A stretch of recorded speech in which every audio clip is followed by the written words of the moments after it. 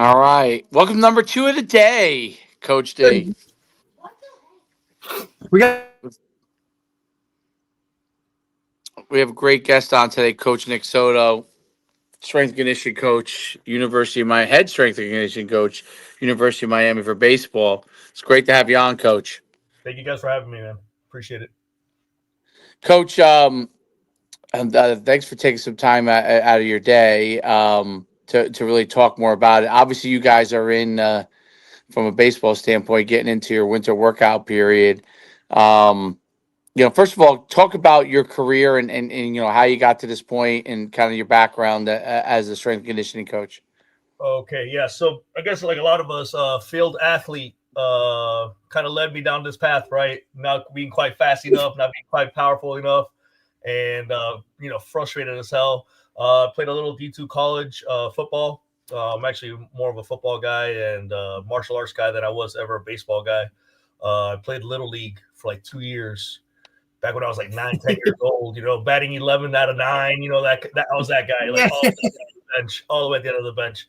And then I got on base and I could do a little damage, maybe a little bit, but that was about it.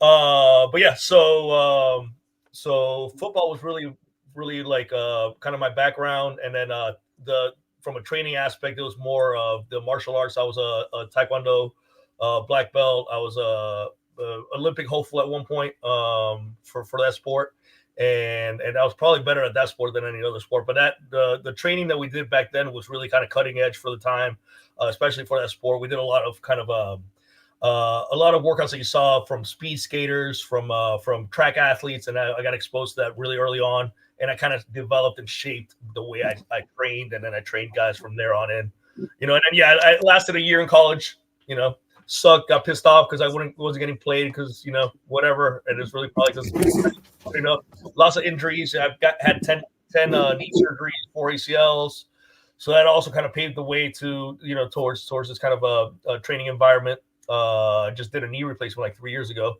So, wow, yeah. You're young. Damn. Yeah. Well, I'm not that young, 46, but for a knee replacement. Yeah. And honestly, you had the lobby for that one a little bit, like, hey doc, like we're doing this. Yeah. Oh yeah. It took a few years actually, because I've been wanting to do it since I was about mid-30s, to be honest with you. Yeah, me too. I'm in that boat right now, man. I've been lobbying for it for a good 2 years now, and I'm 38, so I get it. You feel me then? Yeah, dude. Honestly, it's the best surgery I ever did out of all my surgeries, shoulder replacement, everything else, and I haven't been happier. I'm about to do the other one actually. I can do things that I couldn't do for 20 years. So it's get yourself a good doctor, but if you get yourself a good doctor, man, it's worth it, man, and just stay on them, because honestly, I wish I would have done it at 37, 38. And now you're able to move. I know it's completely off topic, by the way. Only reason I'm saying is I have to get a knee replacement on my right knee. So you're able to do like pretty much whatever you want to do. Man, I'm doing depth jumps and drop jumps off 30 inches. Wow. I got to do the other ones. The other one's holding me back. Yeah, I'm sprinting again. I hadn't sprinted in over a decade. Like, I'm talking about at all. I sprint slow as hell. It's not like I was ever fast to begin with, but right. But it's sprinting, right? It's not just jogging, Right. I'm lifting like I never lifted in the last decade. Like snatching, cleaning, heavy squatting, heavy lunges. I haven't been able to do a heavy lunge in forever. I'm doing Bulgarians with like 3.5 plates. Yeah, man. It's my God. Awesome, I'm telling you, you get that surgery done, it is life changing. Right, wow. They do it with the robot now, right? They do it with the robot, and it kind of they got it. It's so advanced now. It's crazy. In 3 months, I was running. Yeah. No, it was freaking awesome. It was freaking awesome. That's very cool. I didn't mean to interrupt you. I'm actually going through it myself. That's Nick, for so long. Like the two of us going back and forth about who's gonna get it. Like it's just. Yeah, hey, at least it's nice, like, to hear that, like, that's just on a different level. Yeah, luckily I had a young guy that's kind of like the number one knee replacement guy down here in South Florida, and when he saw my, he came in with the attitude of, you're not getting it done, because I've already talked to a bunch of other guys. I'm of not course. Doing, you're 40, I was 43 at the time or whatever it was. We're not doing your knee, and then once he saw the X-ray and the MRI, he's like, yeah, we're doing your knee. You know, Yeah. But yeah, man, I was so happy that he decided to take it on, and he did a great job with it. And Dr. Vanderbilt down here in Miami, man, he's a man. It was awesome. That's really cool. So I'm sorry, you were talking about your. Yeah, so I mean, so Matt, yeah, so obviously, like, I've been bone on my knee since I was about 18 years old. So it was a long time coming. 17 years old, I'm sorry. So a long time coming. I tried to play college ball through it. A lot of injuries, probably not that great of an athlete, but a lot of the training I did made me a little bit better of an athlete, and I saw that the proper training could really make a difference. I started taking on guys. I was still that guy that didn't really want to know how to quit. So I started coaching high school football. At the same time, I was still training, I don't know, jump somewhere, Canada. It didn't matter who wanted to take me, Arena League. And somebody take me, nobody would, obviously. But I kept training that way, and I started training guys under me, guys that were just, trying to make a high school team or college team. They start training with me. My brother that played at USF, him and some of the dudes started training with me. That's kind of how I basically just, at that point, my experience was honestly what kind of guided the training. It wasn't any kind of book knowledge or anything like that. Started the basic stuff of getting a certified personal trainer, certificate for what that's worth, and then just built it from there. Yeah. And yeah, it's not really, I didn't learn much there, but guys started having a little bit of success and stuff, and then they started bringing in other guys. And at some point, I'm like, okay, I got to take this serious. I'm going to go this route. Decided to stop coaching. Decided to build a facility instead. Myself and my brother, and we built this our first gym, which was Elite U, which was athlete based, but we also took on basically anybody that wanted to train like an athlete, and then it just kind of blew up from there pretty solidly, pretty quickly. Went back on my master's in kinesiology, again for whatever that's worth as well, and but just kind of get going down that path. And now you're at the University of Miami doing baseball. So it's interesting as an ex football player, an ex taekwondo. Like when you start to train baseball players, what are some of the things that? And Miami's obviously a storied baseball program, right? Fantastic baseball program, tremendous success. Expectations are always very high. They're basically looking to win the College World Series every year if they can. And at least be in a hunt for it every year. Right. So what are some of the things that you really, have to work on with your guys and in development? So basically not a lot changes from athlete to athlete, from sport to sport, as far as just the basis of building an athlete, right? Building a powerful, explosive, capable mover, right? A resilient mover that's resistant to injury as well. Those standards for me have kind of become pretty standard across the board. I was in private sector forever. So because of Miami's, history and, being mostly from down here since I was about 9 years old, I wouldn't have taken any other job. I was pretty comfy in the private sector. But this was just an opportunity that I couldn't pass up. You said the story of this program, being able to be a part of that and bringing it back to prominence, it's really alluring. But yeah, as far as the training goes, about a decade ago, a few big leaguers kind of came to me and kind of liked the way I was doing things, and focused with the track portion of the training. Very very kind of like a sprinter's model towards teaching how to sprint and those kind of factors. The way we were doing, the Olympic lifts and stuff like that, they were like, okay, I want you to do that for a baseball guy. And I was like, all right, let's do it, and then we jumped in on it. And as we did it, I started realizing I really didn't have to change that much. I had to add a little bit more rotational force production, right? An ability to rotate, not lose any kind of mobility in the shoulder and elbow and that sort of stuff. But a lot of the stuff we do kind of adds to that anyways, right? As far as at least a mobility standpoint, when you're doing, snatches and cleans the right way, you're kind of improving that ability to get into these positions. You're not reducing any kind of mobility, right? If anything, you're strengthening a mobility range, which to me was really alluring to adding those kinds of lifts into a baseball program. And I had already worked with some quarterbacks that had seen a big jump in their throwing ability just from doing that sort of stuff. So I was all right, let's just take it over to the next level. Luckily, these guys were all on board with it. They were about it, and they had great results.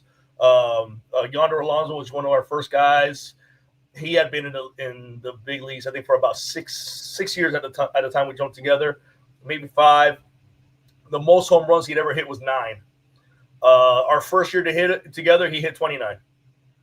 So he tripled the amount of home runs in 1 year. I mean, there's other factors involved as well. It wasn't just a training. We wouldn't take full credit for that, but I'll take as much as I can there. Hell yeah. The other guy that jumped on board early on was Manny Machado, and they're brothers-in-law. And with him, I mean, he rolls out of bed and he's a 30 home run hitter, 300 hitter. Gold glove defense. There's not a lot I can do with him from as far as making him, superior in his baseball ability. But we made him a better athlete. We filled him out, and we've made him really resilient. He's been with us 9 years and really hasn't had a major catastrophic injury. Even though he's been close a few times, but we feel like the training has really helped kind of keep him healthy and keep him available for 162 games a year. And and then kind of the baseball world just kind of blew up for me from there. Not really trying to, not really expecting it, and then over the summer I got a call from and I couldn't say no. That's pretty incredible. I think what's really interesting about it as the speed explosive model and developing that speed aspect has permeated into every sport. I mean, baseball they used to send the pictures for mile runs, and I don't know how that was supposed to help them get better at pitching, but that's what they used to do with them, and now that it's starting to everyone's realizing that speed, explosiveness, short bursts, developing that and then recovering is really what's going to help put distance on your home runs and or give you the capability to hit home runs. But it's really that explosion and that speed development, and that speed in this case running the 100-meter dash, but the speed and bursts, right? Explosiveness. That's the difference, which makes the baseball players become more explosive. Obviously, probably helps them get around quicker. All those kind of things on the ball gives more velocity on their pitch, and especially in today's game where with pitchers, they don't. It's not like they're pitching 9 innings anymore. I mean, it's you're pitching until your speed starts to erode, and then you're out, right? So you need that higher end. The more higher end you have, the better off you are. Talk about how, I don't know if you had any mindset shifts that you had to do with the baseball team or the coaches from an education standpoint and how you did things, or they just kind of follow everything you do. What are some of the things you have to do from that standpoint? Yeah, so with other organizations in the past, let's say like if I've been working on programming for like high school programs and stuff like that, there's still kind of a little bit of that kickback. Oh well, my pitcher's got to run. My pitcher's got to run miles or whatever it is. They got to run poles. They got to run 20 poles or whatever after they throw. And that's kind of been like a slow education. Like, listen, why? Okay, recovery. How is that going to recover them? Oh well, it's going to promote oxygen. Where's that going to promote? Blood oxygen or whatever it is that they're trying to get out of it. So that was part of it is kind of the education part. With Miami, luckily it didn't take a lot of convincing. Last year I know they ran the heck out of these guys. This year when I came in, Coach JD, who's the head coach here, was basically, look, man, I'm giving you this program because I trust you. I believe in what you do. You obviously, have the pedigree behind you. So run it the way you want to run it. I just ask that the guys be ready at all moments and be mentally tough as well as physically tough. And I was like, okay, I don't believe in this long running stuff. I just want you to know that. And I'd rather give them quality sprints. I'm going to get just as much out of them if they know they got to do, say, 3 to 5 30-yard sprints on a laser than if they know they're going to get 15 30s. Right. I'm going to get so much more out of those 3 to 5 efforts and all that. And the same with football, right? I mean, I've dealt with football coaches that are always like, at the end of practice, they want to do the gassers and the half gassers and this and that. I'm like, that's fine and dandy, but where's the technique? As soon as we're losing technique, these are wasted reps, right? We're not getting these guys conditioned the right way. We're definitely not getting them faster. If anything, we're getting them slower, right? We're building bad habits. Mm-hmm. So he was all on board. He's like, do it the way you got to do it, and that's what we do.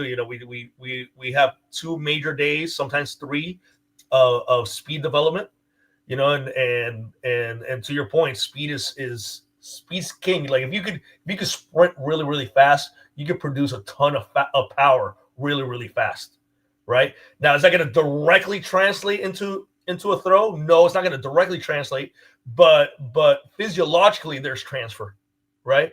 An ability to produce force, an ability to produce force, an ability to produce force as fast as you can is an ability to produce force as fast as you can, you know.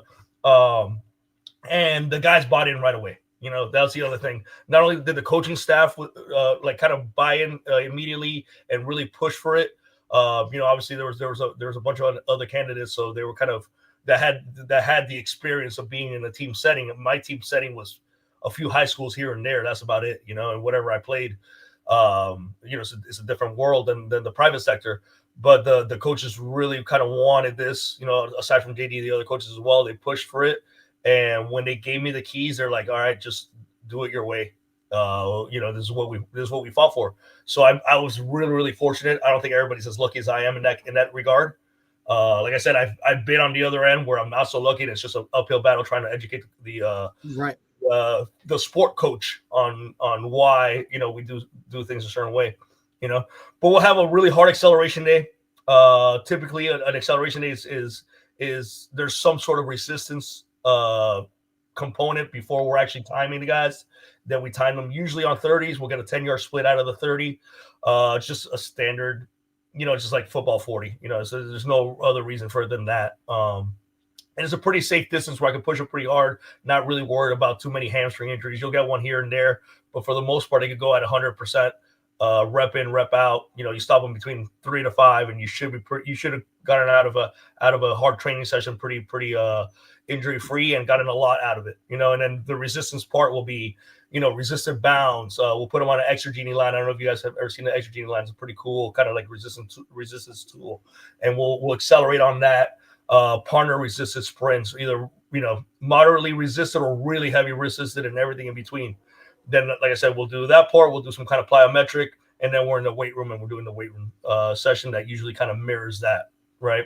So if we're kind of like in a high strength block, usually the Mondays is when we're kind of going bilateral, you know, both legs down, you know, heavy squats, explosive trap bar deadlifts, that sort of stuff. Then when we come back, ideally on Thursday, and we're doing more top end speed, that's usually, sometimes it'll be resisted, usually it's not resisted, and we're really working on maximal velocity and trying to just improve the quality of maximal velocity, improve the quality of the sprint. And we'll do things like, you know, 10-meter flies, 60s all the way to 80s at full speed, that sort of stuff on those days. Do some more kind of like speed type of plyos those days. And then in the weight room, we're looking more of the single leg stuff, Bulgarian split squats, that's split, you know, a kickstand type of deadlift, that sort of stuff. That's impressive. What I've really learned, and me and Derek have interviewed a lot of guys, and what we're obviously seeing is what probably the biggest trend in sports training and development is that it's more important to get that extra mile an hour on your sprinting, you know, your velocity on your pass or throw.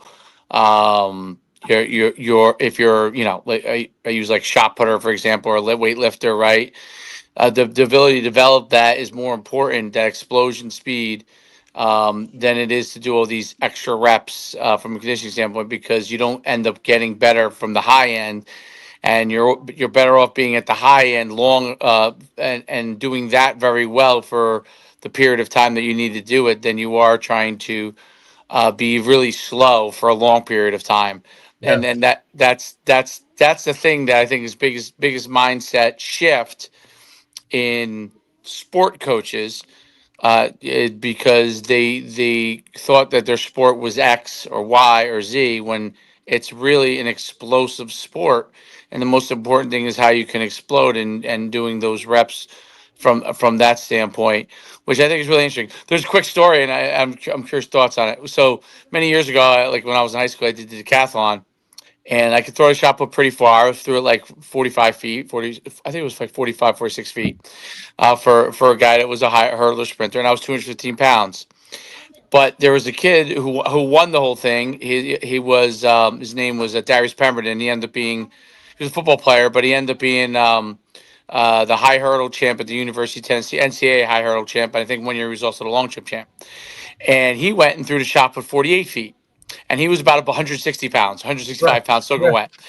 And what I learned back then that I didn't really know at that time was the fact that he is able to generate more speed at the point of release versus my power, my overall size and power was more important, right? And that's why he was actually able to throw further if all things are being equal, meaning like the coordination of doing the actual activity. But he was able to throw further because he was actually able to generate more speed at the point of release. Am I accurate in what I'm saying there? Because yeah. So like if you just look at power equation, speed is probably the biggest component in it, right? Force is mass times acceleration, right? Without the acceleration part, you would have all the mass. You can push all the mass in the world. There's no force, So if you go back to like simple physics, it adds up, right? It makes sense, And it's not to say that there aren't times that you don't want to focus on some heavy strength and some high strength outputs and really get those numbers up. That's not to say that the right amount of mass won't help in the overall equation, but as long as you can move it with the relative speed that you need to be able to move it at, right? And things like peak speed or peak velo in a movement are one of the things we'll look at. Let's say when we're doing like a hang power snatch, or even like when we're jumping on our force plates and stuff like that. Like what kind of peak velocity are you hitting? That'll determine a lot of the quality of your hitting and your throwing and all that stuff. You got to have the horsepower, and without the speed component, you're not gonna have the horsepower. No matter how big and strong you are. I was actually one of those guys. I sort of got it. Now it feels like I'm talking about myself as an athlete, and I was the furthest thing from. But this is the third time I bring myself up here. But I remember when I was playing football, I wanted to be like that 220-pound prototypical running back, right? I wanted to be 220. Like back when I was growing up, that was like the nice size back, 215, 220. I was really fast at 195 pounds. Once I got to about 198, I was really slow. Yeah. And no amount of training I could do that would change that factor. I just did not have the physiology to carry that weight. So when I got myself to 215, 220, I might have looked great. I might have looked like a football player, but I ran like, I don't know, I belong playing chess, And the mass did not equate to me being able to have the kind of force production on the ground that to offset that mass, and I couldn't overcome it, right? So I would have been a lot better off chasing more speed at 195, being a lot more explosive, having a lot more, force on impact at that weight than being a slow 220-pound running back, just because I felt that was the weight I needed to be at, right? That's a great, phenomenal point. It's one of the reasons why I always tell athletes not to purposely gain weight.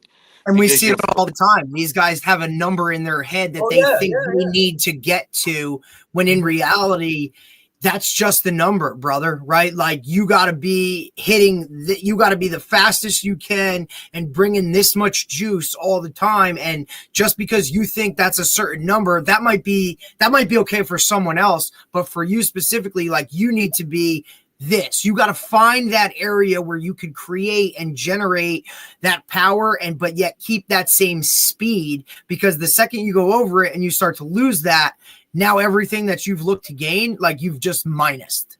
Right. Oh yeah. 100%. Absolutely. And you'll get guys that do get better and do get more explosive and more powerful with the weight gain, right? Like, and of course.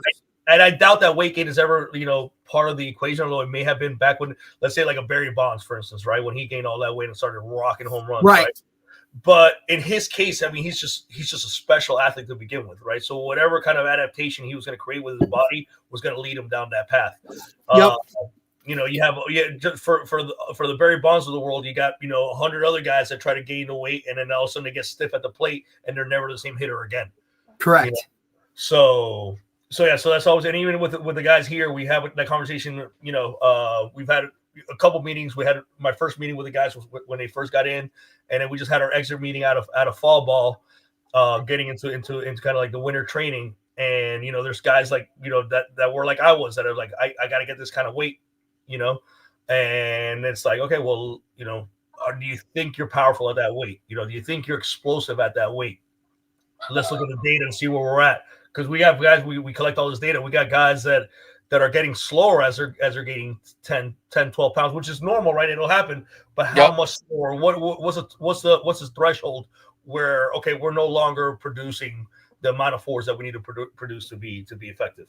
Is that something that could be studied to figure out what your maximum weight and then speed velocity ends up being, or if you're going specific to your sport, right? Like, how much size can you gain relative to how far you're hitting the baseball, for example, or pitching, for example?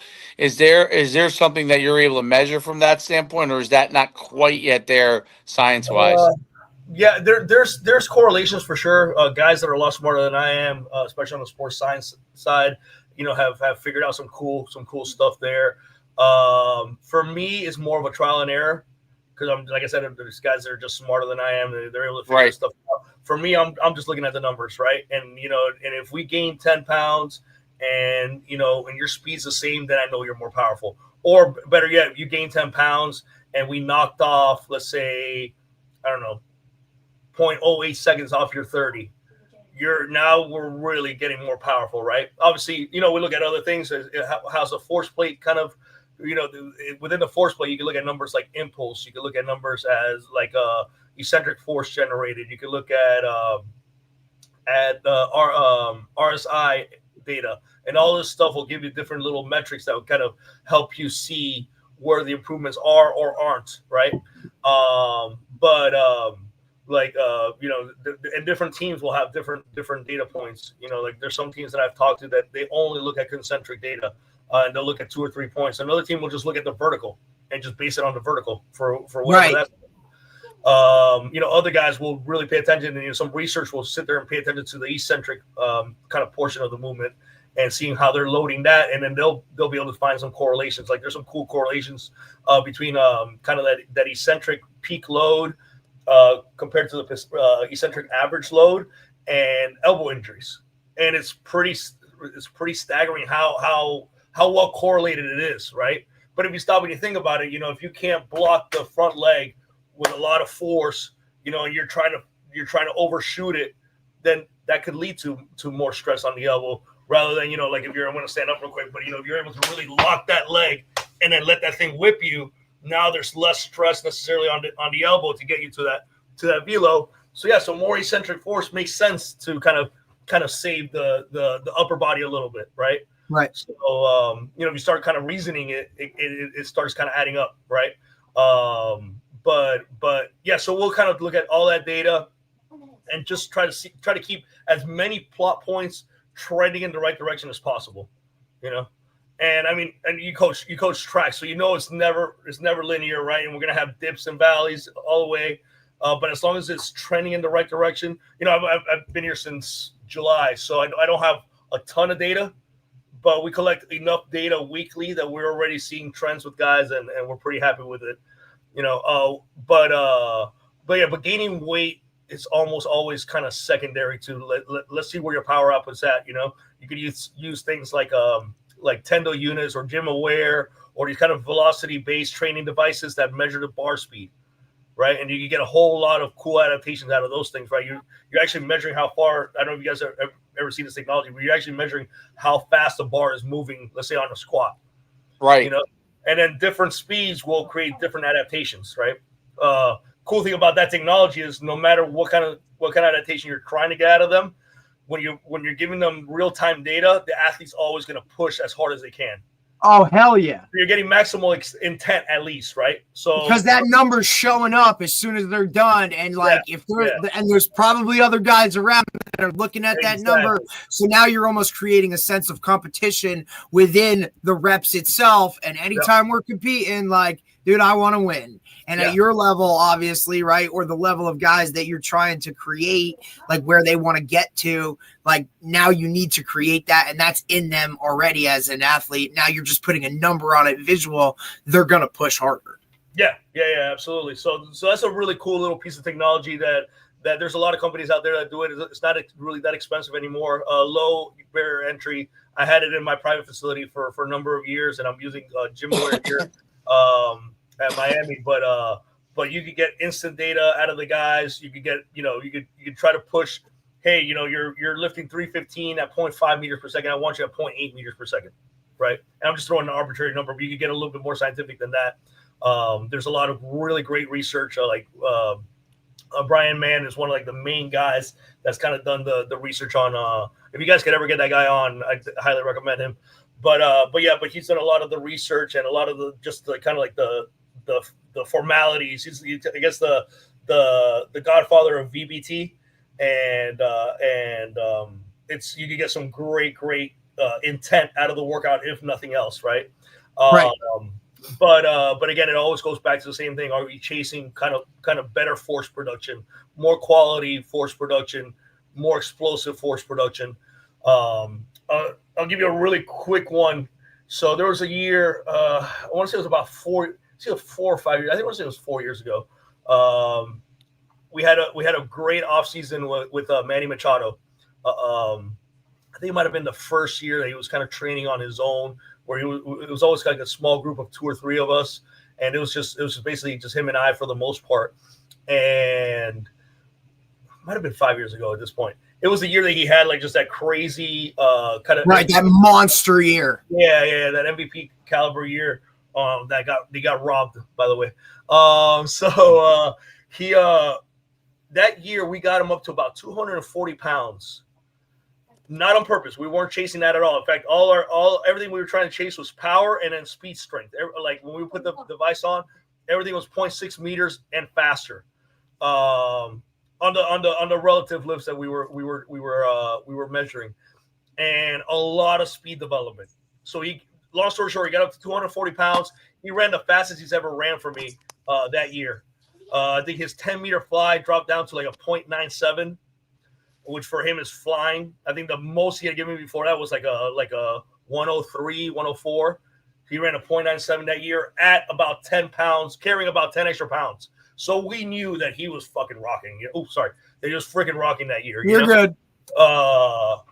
And sure enough, he went in there with all the confidence in the world, and it showed, but he put in the work, and again, we're kind of freaking out, like, dude, my weight keeps going up. Dude, my weight keeps going up. And I'm like, are you eating right? He was eating great, but his body just reacted great to everything. It all kind of came together. And had he started slowing down, I would have changed the workout around. I would have been like, we got to adjust something here. We're gaining too much weight.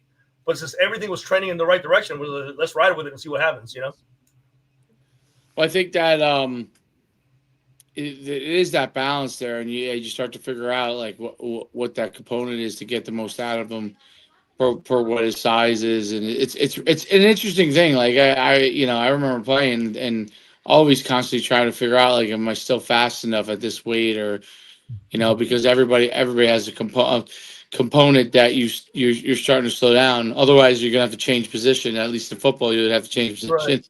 You have to go down to the line or something.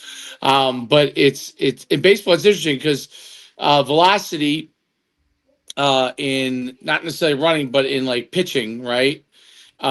Which you're always trying to gain, also can potentially lead to what you were talking about a little bit earlier is some form of overuse injuries, right? How do you train for that? Because that has to be a delicate balance that you have to do, especially with pitchers, obviously, with their arms. What is that kind of balance there? So basically, the training format, when they're not actively throwing bullpens and that sort of, kind of when they're kind of like shutting down, even though they're always kind of throwing a little bit, right? Even long toss or whatever. Usually kind of all the long toss periods, I almost treat as non-throwing periods, since it's just part of just what they do. It's like, going out for a quick, 30-minute jog or whatever it is. I don't really add it into the equation. We're trying to expose the tissue to stress. So that's when I'm really hitting them on, the hang power snatch, hang cleans, the guys that can tolerate it. Now, I don't make every guy do the Olympic lifts as scripted. If they lack some sort of external rotation for whatever reason. Then we're looking at other issues here, especially for a pitcher, right? You want to be able to not be limited in your external rotation. You want to be able to limit it in your internal rotation, even though a lot of them are. So once we get into kind of that nitty gritty, we'll vary movements a little bit. So maybe we'll do like a dumbbell clean. That's a lot less stress on the elbow, right? But if you have good mobility, I want to expose that tissue as much as I can. So we're going to hang power clean, or we're going to hang squat clean with the barbell. And I want to build that ability for the wrist to loosen up, to catch in this position, to get into external rotation. I want to get that tissue in the elbow exposed to that movement. Same thing with the snatch and overhead, right? I want to expose that tissue to that overhead position, find the stability out of nowhere, go from very explosive, very dynamic, fast, violent movement into a hard stick, and boom. And did I find that stability there? Football players also, by the way. But I want to find that stability point, and can I stick that and hold that? If I'm doing that, then I'm building some resiliency in that tissue, right? Elbow, wrist, and shoulder, and then obviously the whole coordination system from the feet all the way through the knees, into the hips, through the torso, and up to the upper extremities. So where other guys might fear that sort of stuff, and especially it's kind of taboo still, by and large, in the baseball community. For me, that's just a chance to further kind of develop the tissue. Now, as we start throwing even jerks, we'll do push jerks. We may start with just single arm dumbbells, but eventually we'll move on. A lot of guys just want to jump on the bar, and I'll let them. I'm not going to stop them at all from doing that, and we're going to move that bar fast and explosively, and we're going to try to get as much power production, force production as we can out of those movements. And so it's like a win-win for me, because I'm getting the athlete to produce a shitload more power, and at the same time, I'm working that resiliency. Now, as we get closer and closer to throwing, we start decreasing the volume. But if I had my way, I would prescribe some variation of, let's say, of a hang power snatch, even if we had to go down to like a single arm dumbbell version, which we do at times with certain guys, year round. Same thing with some variation of a high pull or clean. And then obviously the lower body stuff is the lower body stuff. We tackle lower body every single day, to some degree. But yeah, I think as long as you're smart with the volume, you can carry it year round. You can carry it well into the season. Your guys throwing on, you got a Friday starter, right? Well, they probably should have done that on Tuesday, right? Or even Monday. They had Saturday, Sunday to recover. Depending on how they're feeling on Monday, either you're hitting them on Monday with it, or you're sprinting them on a Sunday and doing that on a Monday, or sprinting them on a Monday, doing it on a Tuesday. They have a few days to recover. It's micro dosing at that point. It's not micro dosing in the sense that you're going to give them every single day, but the total amount that you're going to give them is a little bit less, but the intensity stays on high, right? Because you still got to force adaptation somehow. So it's going to be a give and take between volume and intensity. If you're going to really drop the volume, the intensity's got to stay there, right? Now you're just kind of dropping that meter, and we don't want to do that. We want to keep pushing that meter up the whole time. So obviously pitchers you got to be a little bit more careful with, but I've written a lot of in-season programs for a lot of my pro guys, and we're doing those lifts the entire in-season as well.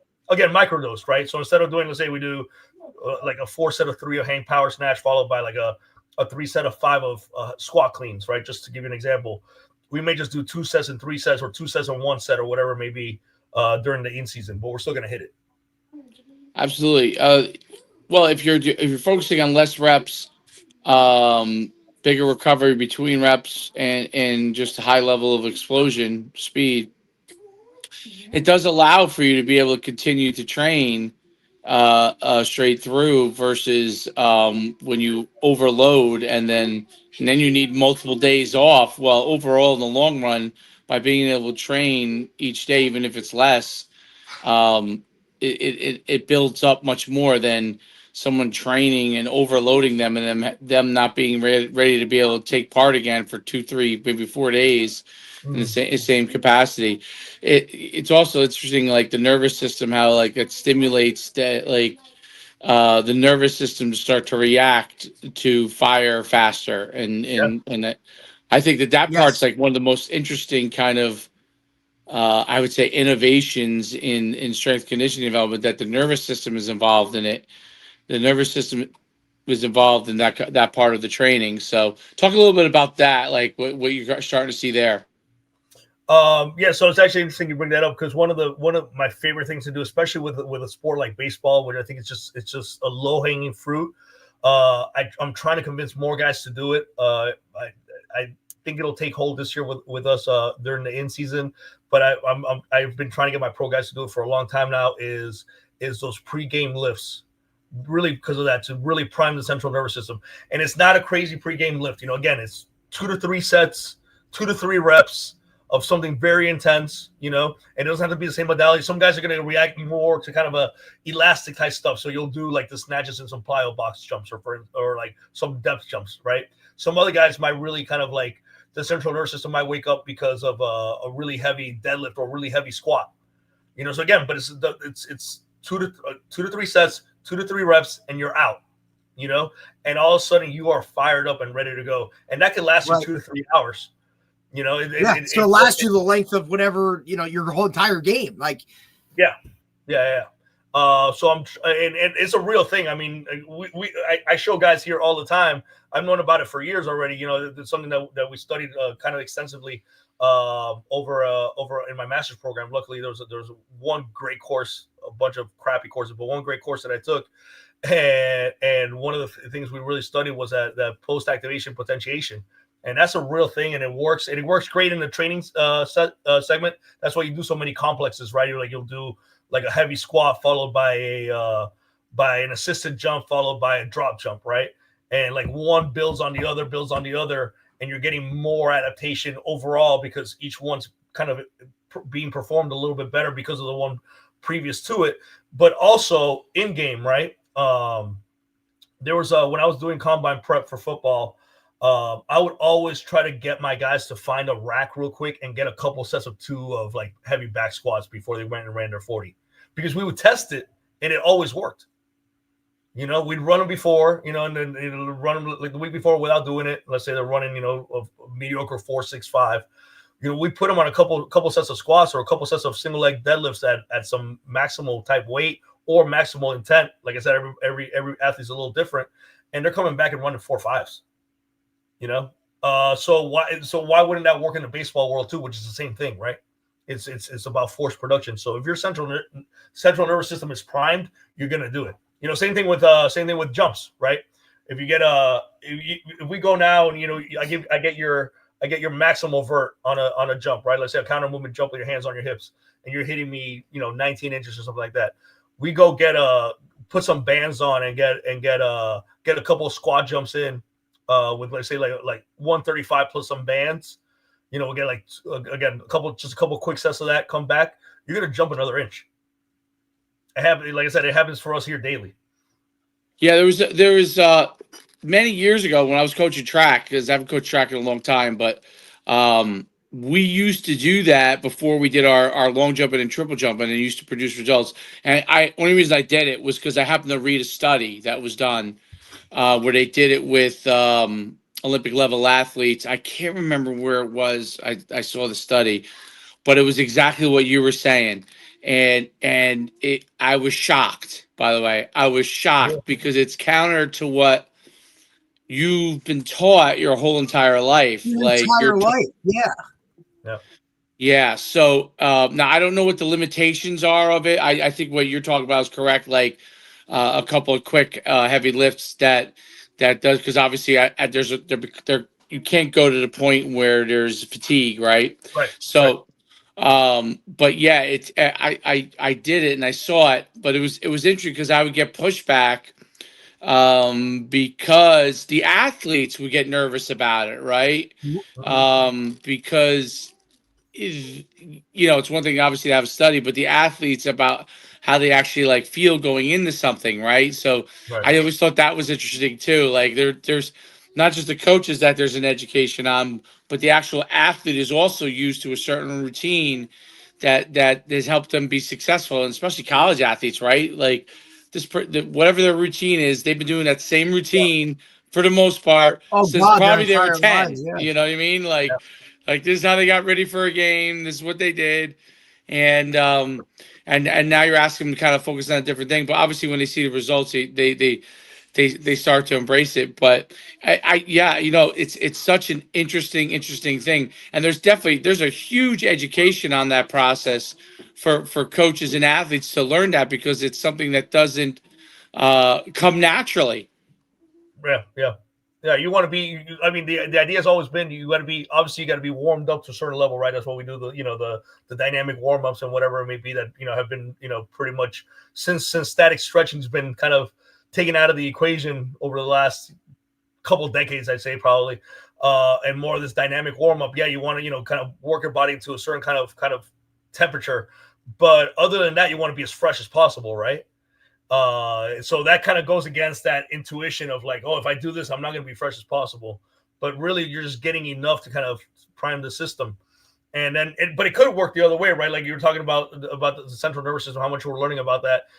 There is overtraining, right? There is fatigue, and the first type of fatigue could possibly be something where the central nervous system is kind of dying out more so than the tissue is kind of beat up. You know what I mean? You'll especially when you're on the daily grind as baseball. No doubt. So you got to be wary of it, right? But that's why great testing tools have their purpose, and if nothing else, it tells you that, right? If I have a guy that again jumps 18 inches typically, peaks out at 19 and a half, and then all of a sudden, I have a week where they're jumping 17, 16 and a half. They're not going to give me a shitty effort on that, right? So it's coming from some kind of fatigue, probably central nervous system. Well, it's like this. I'm curious, Derek, and coaches probably happened to you when you might have been coached in high school with coaches. And I played in the 90s, right, football, and we would get done with our linebacker warm-ups, and I would be like, "Is this guy kidding me? Now I got to go play a game, right?" But there was a point. Like if he did a couple of explosive things early on, you would have been ready. Right. But then they drag it into like every little thing possible, and you basically worn out your explosion before you even get into the game. So you're actually participating at a lower level, which is obviously things we didn't know back then. But it's really interesting today, like even with high school coaches and youth coaches and probably even college coaches, I'm sure, like get them to do a couple explosive things. They're ready to go. You don't need to have an extensive level of warm up that is going to, in the end, because it comes down to what they think the routine should be versus what actually makes you a better player. And you really have to culture them out of that. Like, Dave, it's like we say over and over again, right? Like you coach the way you were coached, right? So a lot of these guys, I mean, Dave, how many times do we go like to a youth practice and it's like, okay, guys, get in your lines for warm-ups. Let's static stretch here, or let's do this, or you know what I mean? Like that's the routine that a lot of us grew up in. When in reality, it should be short, explosive, let's get to work type stuff, and then encompass those other things into what we're doing, right? Like Dave, I know when you and I coached together, right? Like everything had an emphasis of explosiveness and all of those things, and it was tied into almost every drill we did in some way, shape, or form. And it was that type of, the entire practice was geared that way. And it's unfortunate, but like I said, a lot of these guys just go with what they did or how they were coached. And that goes right, from the warm up to how they, condition at the end of practice, right? Like Coach, you said earlier, gassers and all this other kind of stuff. Like when they're not looking toward And especially football, where you practice way more than you play, you want those guys prime time, tip top, ready to go for that one game a week, right? And if you're crushing them on Tuesdays, Wednesday, Thursday, by the time Friday night comes, they're shot, they're done. Their body's fully fatigued, and they're never going to get out of the. So now you're taking an already okay athlete, and you're making them a below average athlete when they need every bit of that, especially at the high school level. Yeah. I think it's important because, like the first thing people will say is like, oh, he needs to get in better shape.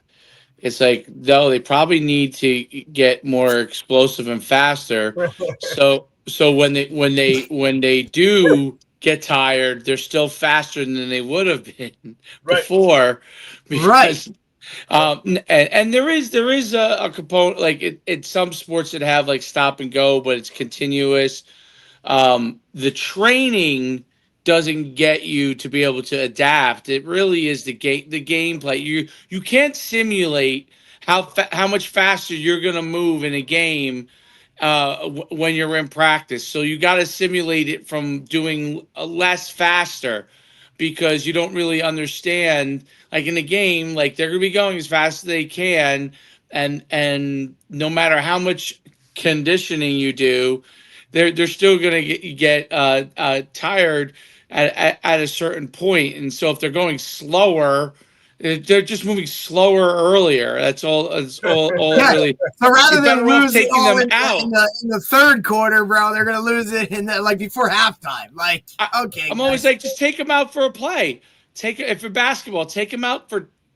If he's your great player, you need to have him in. One whistle. Take him out for 25, 30 seconds. And he'll be fine, But they still think that like we go or run back and forth the baseline 5,000 times, that somehow he's not going to get tired in a game. Of course he is. Yeah. Take him out, and you could build you could build conditioning by going that distance faster at a couple of reps, right? So it starts to build that. And I always say, like, even distance runners, right? Distance runners, how does a guy get ready for to run as fast as 5K if he's a cross-country runner? They do timed miles. They don't do timed 5Ks. They do timed miles, right? Because they're trying to get that extra speed in their mile time, because they know it's going to translate into a better 5K time, right? So even there, in events that are quote-unquote conditioning events, they're still looking for more speed to be able to carry that through, because that's the higher end that enables you to do better longer. But it's very interesting because it's such a different mindset, and I can only imagine baseball players, because all their coaches, when they're younger, I'm talking about when they're in youth or in high school, those guys are definitely going to be in the higher end of backward, from a training aspect, versus football, where there's a direct, or track and field, or swimming, where there's a direct impact if you don't do those things correctly now, right? Tackle in the backfield, slower time in your 100-meter. You see a direct feedback. But in baseball, other than I would say what you can start to prove to them now with pitchers, as far as that's why you do see, like, how fast is he throwing the ball? That's where the gun comes in. How fast is the exit velocity on the hit from the bat, right? That's how you're starting to know now that those coaches have had to change their mindset, because people are and when I hear guys say, oh, that doesn't matter, I'm like, wait a minute. If the speed is faster, is it going to go farther? I mean, if he's got power with that X amount of power, what you call force, right? You said force. And then with X amount of velocity, it's just, if you're increasing his force and you're increasing his velocity, it's going to go farther. It's so funny when guys say that, oh, that stuff doesn't matter. It doesn't have an impact in the game. Well, yeah, it doesn't have an impact in the game if you haven't taught them the technique to hit the ball. But if you taught two guys the technique to hit the ball, and they're both doing everything correctly and exactly the same, the one who has more power and more force and more speed is going to win. 100%. it's all this goes back to also the other thing is like you said, sports like football, basketball, soccer. The amount of conditioning that you need is really, if you stop and think about it, it's kind of astronomical, and it's impossible to really get without actually doing it, right? When have you ever been like in really great shape and you go out and play a game of pickup basketball and you're 30 seconds in, you're like 30 seconds into this thing, I'm like, dude, I just ran 20 bleachers the other day. How am I dying on a because it's a start and stop and a jump and land and pass the ball and the focus and all this stuff. You can't train that, like unless you do it. Football is the same thing. Unless you're, you're going head to head with a guy and trying to get the guy off you and this and that. Like there's no simulating that. I can't do enough gassers that are going to simulate that, right? Especially right, and that's what I used to always.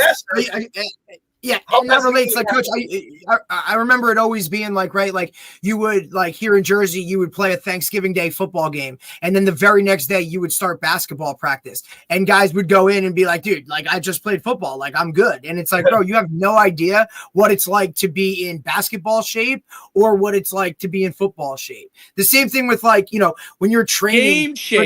Game shape, which is unreplicatable in practice. And that's where I was just going. Like, you can run all summer and train your ass off for football season, but that first practice, like, and then you can go all of August, do 2-a-days, triples, all that stuff. That first game, you are shot after that first series, no matter what happens, because you just can't replicate everything that goes into it. From the emotion, all of that kind of thing. Like that just adds to it. That extra juice that you're given, like you can't replicate that. So there's nothing more like, that's telling of everything. Yeah. And then I'll take it to the baseball world where you don't need that much conditioning. Like I don't need right. How much these guys try to, they have, God bless them. I have some great friends that are in the tech world, and they're, GPS units and this and that, and they want to get my baseball guys on the GPS units, and I get it. Like and then the coach is also like, well, are you going to really sprint them on Monday because this guy plays center field and he has to run after balls? And I'm like, how many balls did he run after, man? Like 6, like 8 in like 3 hours time span. 8 sprints in 3 hours, and how many of those sprints were really truly at 100%? 2, right? No, man, we're good. We can run them on Monday. Like that part hasn't caught up yet. I think I just need these guys to produce power over and over and over again with long periods of break. Now, I don't give them the long periods of break that they take in a game here, right? We want some tempo, and that's where we'll work the conditioning. We'll tempo it a little bit. We'll take the the minute rest per 10 meters on the sprint work and stuff like that, and we'll chase power repeatability, if you will. In the 9th inning, you're swinging the bat just as hard as you were in the first inning, which honestly shouldn't feel that bad anyways, because you got to be pretty relaxed when you're doing it. You can't be all tense when you're swinging the bat. So I'd rather chase power, right? So we have mobility and stability that go hand in hand, right? And that's kind of like our movement capacity, right? Because you can have all the flexibility in the world. If you can't control that flexibility, it's a pointless flexibility, right? Then we have basic strength or maximal strength, group that into a category, which will lead to resiliency, obviously, in the tissue, but it's also kind of like the precursor to power, right? Then we have power and speed that go together, right? Everything that's rapid force production, explosiveness, like you guys were talking about. And then we have skill of movement. Can we hit the right angles when we're changing direction, chasing the ball? Can we hit the right angles when we're accelerating, trying to steal second base, right? Those kinds of things. And that goes for pretty much for all our sports. You just kind of plug and play along the way. And then the very last one is conditioning. And honestly, our conditioning is, did we tackle it in the first 4? And then let the game take care of the rest. And like I said, for baseball, it's really easy. But I think if you really stop and look at it, for every sport, it should be that. Right? For soccer, right? Again, same thing. Soccer is a bunch of jogs with some sprints in between. And a whole lot of changing direction at half speeds, and then a few at full speed. You're not gonna get that like you're gonna get it in the game. So might as well just do it in the game. how many times, how many routes you have to run that you have to jog back, get to the line of scrimmage, run another route again. How many of those are going to go at full speed? How many times are you're going to be a 4 and out, so you really had an off drive. So let the game take care of that. Yeah. We're running routes, they're going to be faster, and then the rest, and then speed reserve also, right? Because speed reserve, like you guys were alluding to, the speed reserve. If I can run faster than the guy next to me, I don't have to have output, like maximal output, as a slower guy that's trying to keep up with a faster guy. So my time's much better spent trying to be faster and trying to get faster, because speed reserve is a real thing, and you're always going to run as fast on a play as fast as you have to, But if Dion looked like he was jogging half the time he was running into the end zone. That's why you can play both ways. How many times did he actually hit his true intensity, top speed, 100% effort? He didn't have to. That's why he was so good, probably, right? And that he was able to do this kind of stuff that he can do. I throw on Dion as an example, but there's 100 other, 1,000 other. And then I'll give you one more thing on this whole kind of like training, like overtraining the stamina thing. Do you guys know who Vince Anderson is? Famous track coach. He was at Tennessee, then he was at Texas A&M. No. Really, really well-known guy in the sprints world and in the track world. He's the kind of guy that teaches, like, it's kind of become kind of popular now to work sprinting as drive, phase, acceleration, transition, and then top end, and then maintenance of top end. He's kind of like the guy that kind of made it all just like, it's just 100 meters of pushing. You're just pushing for 100 meters. Does the body change angle as you're doing it? Yes, all this stuff, but you're pushing for 100 meters. And if at any point you're thinking about breaking it down into pieces, you're slow, right? He's also the one he's kind of one of the main guys that's kind of pushed forward the whole wicket thing. That's a little hurdles, and you're running over the hurdles, and you're just kind of teaching you the mechanics of upright sprinting and stuff like that.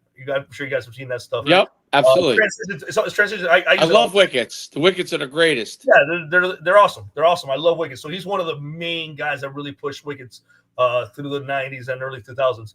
So when he coaches 400-meter sprinters, he will hardly ever, if at all, do a 400.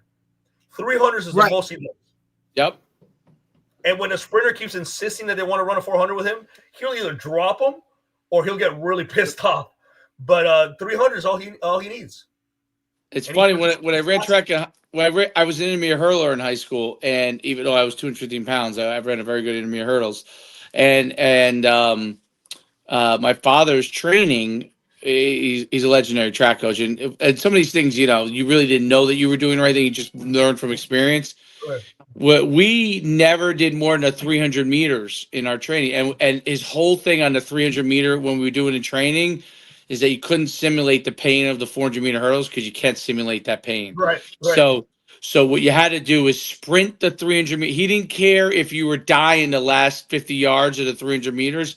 He wanted you to sprint the 300 meters as fast as you could, because he wanted your 300-meter time to be, or 200, to be much faster, so you would be able to feel better when you had to finish the end of the 400-meter hurdles. And it really helped. I mean, it was especially for someone who was a big sprinter like I was, because I was really a football player. Right. And it's interesting because a lot of these things now you're starting to see, like talking about the wicket training, like it's so valuable to just starting for that, to getting them to generate that stride length pattern and turning it over fast, and all of a sudden getting the knees to naturally come up, right? Where you could do almost everything else. It's very hard until you do that wicket training to explain to them how their knees should come up. But once you do it, they get it. They start doing it, and they start doing it in how they're sprinting. You know what I mean? And they carry it, right? When they start running one of those wickets and they come out of it, and like, let's say they're sprinting an extra 5-10 yards or 10 meters, they carry it much better. They start to carry it more. But that's interesting, that point on the pushing in a 100-meter dash. I had never heard that before. It's really, really, I want to go look that up, because that's such an interesting thing. You're really essentially pushing the whole entire time. Yeah. And yeah, obviously the mechanics of it do change, right? As you're getting more, you're getting more upright, you're getting obviously cyclical and all that stuff, and then the motion becomes a little bit more cyclical than kind of piston oriented. But really, if you're trying to break it down to like, now I'm accelerating, now I'm transitioning to top end, now I'm at top end, now I'm trying to fight not losing my speed. Right. Dude, you're eighth. You know, Yep. you're done. And for him, it's just like, man, I want my guys. Obviously, they got to understand, you know, the positioning changes as they go along. But I want my guys to think nothing but push for 100 meters. And it's worked great for him. But yeah, when he said it to me, I was like, oh yeah, because I was getting really into drive phase and acceleration. And for my team sport athletes, which is like, you know, like they don't need to get it. Like the drills, like the wicked drills, will solve a lot of that for me. Yep. Push as hard as you can into these cones, and then slowly climb as you go, and build the rhythm as we're going. You know, I'll tell you what's I found is crazy, and Derek hears me say this all the time. I've learned a lot of these things, obviously from listening to you guys and talking to them. But when I do these things with my 9-year-old son, I realize, oh my God, a lot of the stuff that I learned or was taught was really wrong, because when I apply a lot of the stuff that you guys talk about, we talked to Tony Holler. I don't know if you know who Tony Holler is. We talked to Tony Holler about. Yeah, absolutely. And once I applied those things, Tony's been on twice with us, man. He's awesome. Dude.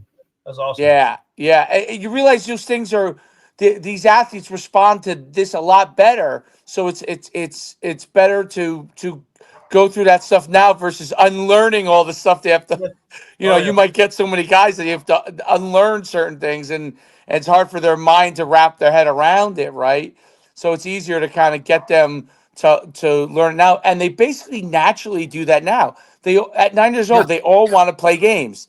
They all want to compete when they do practice. They all they don't want to. It's basically taking a lot of things from our childhood that you really wanted to do and applying it into the training. Like nobody wants to go and lift 15 reps, 5-6 sets. You know what I'm saying? Yeah. Right. They want to see how strong they are. They want to see how explosive they are. Right. And True. you know, so I think that's so interesting, and it's and now obviously, you know, it's really being applied. But you know what you're doing, you know, is really just it's brilliant. It's awesome. It's great to see it, and I can't thank you enough for coming on. No, man, I appreciate you guys. Thanks for the kind words, man. We're just trying to figure it out as we go, you know. We're just trying to figure out what, you know, get the guys as athletic as possible is the key, you know, and whatever we can do to get there, you know. Like you said, like 9-year-olds, 8-year-olds, they're the easiest to teach how to run with good mechanics. It's one cue and it's set. Like it's there for us already. We just lose it along the way due to habits and this and that and different differences of the sport, needs of the sport, right? Like football guys tend to run kind of really low, especially like the running backs and stuff like that. And it's hard to break them out of that habit. You know, like, hey, I need you to run tall. I need you to extend your knee, you know, and be relatively extended on ground contact, because we got to be down, you know, down low and stuff like that. So I guess part of it is just kind of like the nature of the beast that we're fighting against a little bit. But these young kids, man, if we could just keep them going through that, they're easy to coach. My 3-year-old daughter, like, she typically runs with really nice mechanics. You know, everything's kind of goofy, but still pretty, you know, right, you know, like correct. And she's naturally dorsiflex, you know, she naturally tucks underneath instead of a lot of back kick. And it's just literally just one little correction, you know, like pick your feet up a little bit, and all of a sudden it looks beautiful. It looks perfect, you know? So it's 100% correct. No, it's so it's so true. And when I see when I've seen in like other sports, like guys try to do like, I'm like, you shouldn't do gassers with these kids. Like, yeah, you're like what are we doing? Well, you know, like if you want to run a one-time fast, short one for speed, cool. If you want to run them to like condition them, that's just not going to happen. They're like, what do you mean? I'm like, I'm just telling you, you're teaching them the wrong things, you know. And it's and everybody looks at you like you're crazy because that's what they did at the end of practice, or that's how their coaches were, or, you know, like, I think it's becoming more common, but there's still a majority of coaches or anybody that does No. any type of whatever that are like, no, man, we gotta hammer it at both ends because that builds toughness and that does all this. Like, man, toughness comes when like you're trying to win 50 straight, and because you're winning because you've conditioned and done these things the right way to continue to do that, right? Or those types of things. So, but I mean, look, hopefully more guys see things like this and see the science based behind all of it, right? And because numbers don't lie. Tony Holler says it all the time. Like, you want somebody to believe in it, just show them numbers, right? And now it's, oh shit, we're going to do that because that's what we want to get to. So great point. More guys see the science of it. What's that? I said, I'm sure this kind of stuff drives him crazy. Because I mean, oh yeah. It drives him bonkers. Talk about a brain when it comes to movement patterns and kind of recognizing all this stuff. That's him right there. I'm sure that's kind of stuff just drives him insane. No, and the truth is that at the higher levels, it is starting to happen. It takes the most time to trickle down to high school. Obviously, almost forever to coach. By the time it trickles down to youth, it's already moved into a different thing. So. But it does trickle down from that aspect, and it really is important because when Derek walks into his high school and mentions these things or talks to somebody, there's more people that understand it. There might be another advocate in there versus 6 guys looking at him like he's got 5 heads. You know what I mean? Right. So. Yeah. Right. And I'm fortunate enough that we're like, we're implementing those things, and our freshman football coach is fortunate that he's the indoor track coach. He's the outdoor track coach, and he buys in. He's a Tony Holler, disciple. Like, this is what he implements it, and we've now implemented it with football. But to get some of these other guys to buy into it, they're sitting there looking at us like, you guys are crazy. Like, what do you mean you're not doing this or you're not doing that? And it's like, just watch, man, because when you get this guy with your sport after we've had him doing it this way, you're going to start to thank us and you're going to jump on before you know it. And like you said, just show them the science and they'll start to, but they still have to see it. They see it because they just don't understand how it doesn't, that does. Really, what do you mean? Like, dude, look at what we're talking about here, right? Like, and now the injury prevention aspect of it as well. When guys aren't, coming up lame or they're not hurt, and look, and parents want to buy into it because now they're getting maximum without the injuries, without they see us. We're not out there in August running gassers in full gear because it's just not smart. Right. And now they're like, oh, he's getting look, their coaches are, but you still have a group of parents. Oh, those guys are soft. That's why they don't win games. Like, all right, buddy, just watch what comes of it, Yeah. So listen, I like, Coach, again, appreciate you taking the time, man. It's been excellent talking to you. Hopefully we can, touch base down the road and kind of say after you've had a full year of these guys doing it, you know what I mean? And then we'll get, we'll rally the troops and have everybody start to buy into this, man. Cause I think you're starting something within that baseball community that more than just individuals, now you're going to have the team-based aspect of it at a high level like That's where that expectation is there. I think you're going to start to open some eyes, buddy, and you're going to have some people calling you for sure. Awesome, man. Yeah, hopefully it happens after Omaha. Hopefully we get to. Yes, sir. That's right. Yes, sir. We'll definitely jump on the next one then. Absolutely. Sounds good, Coach, man. have a great Thanksgiving. Enjoy the holiday. Same with you guys, man. Happy Thanksgiving, y'all. Thank you. Bye. Bye.